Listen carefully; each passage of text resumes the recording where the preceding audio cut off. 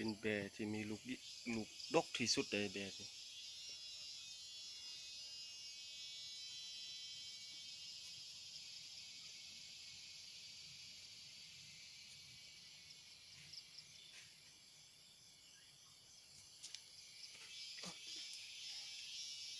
มี3 ตัว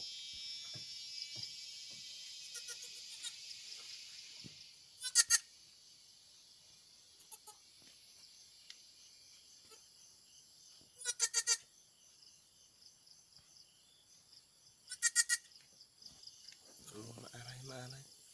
จะมาอะไร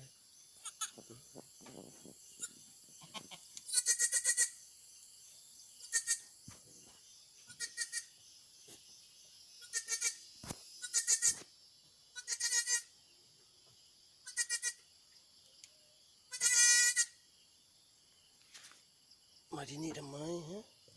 นี่ไปหาแม่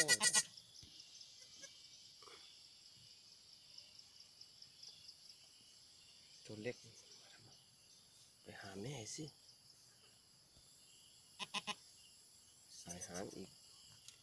ไปหาแม่เลยลูกไปหาแม่เลยไป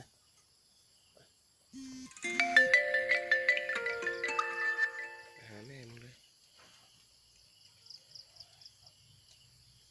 ไม่ต้องมาเก็บนี้ไปหาแม่เข้าใจหรือเปล่า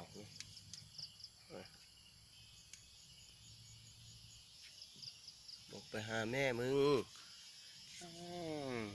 ไม่เข้าใจกันเลยซ่อนอยู่ทั้งข้างใน